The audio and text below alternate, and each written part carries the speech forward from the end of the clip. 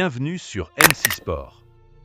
Aujourd'hui, nous allons parler du dossier Victor Roque, puis nous reviendrons sur la rencontre du mercredi passé entre le Real Madrid et l'Atalanta Bergame, ainsi que sur le poste de Kylian Mbappé, avant de clore notre actualité du jour avec d'autres nouvelles.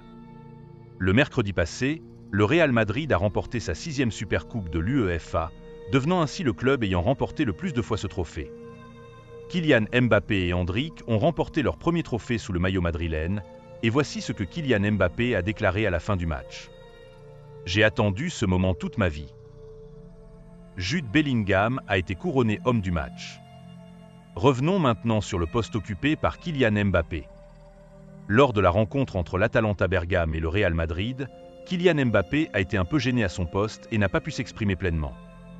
Mbappé a été maîtrisé et a eu du mal à faire des appels à ses coéquipiers pour leur offrir des solutions.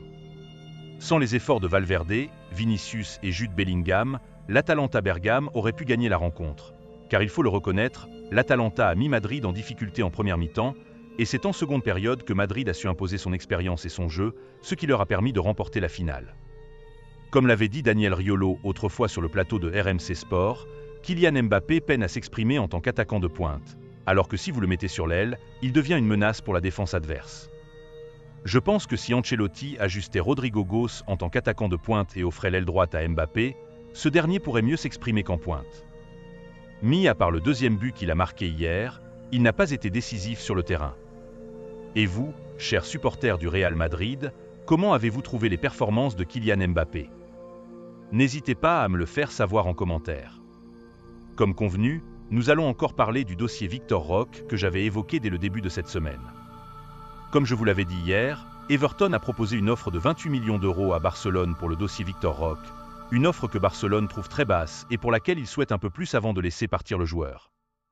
Alors que Barcelone débute la Liga ce samedi, le club n'a pas encore décidé pour Victor Roque. Restera-t-il finalement? Si aucun club n'offre la somme que Barcelone désire pour laisser partir Victor Roque, ce dernier continuera la saison prochaine encore une fois sur le banc. Mais Barcelone a-t-il raison de vendre Victor Roque? Ne devrait-il pas lui donner sa chance de prouver sa valeur? Car, à mon avis, je n'ai pas vu la chance que Barcelone ou Xavi a donnée à Victor Roque. Faire entrer un joueur en jeu 15 minutes avant la fin d'une rencontre ne signifie pas qu'on lui ait donné sa chance. Le joueur a quitté un championnat américain pour un championnat européen, il lui faut du temps pour s'adapter et il faut lui donner confiance.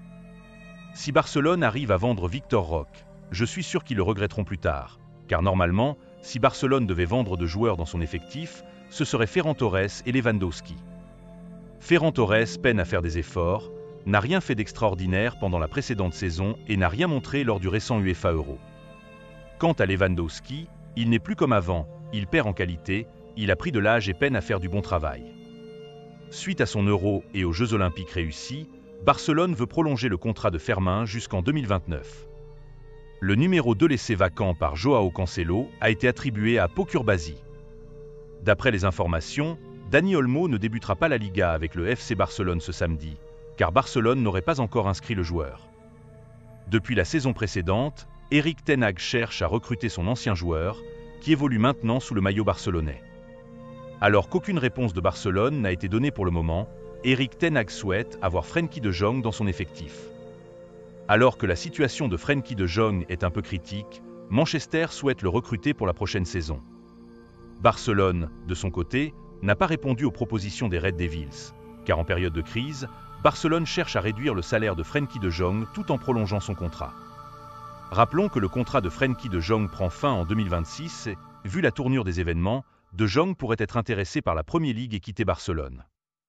Selon les informations, Deco aurait proposé à De Jong de prolonger son contrat tout en réduisant légèrement son salaire élevé, mais ce dernier n'a pas encore répondu à cette proposition. Rappelons que De Jong est l'un des joueurs les mieux payés en Liga.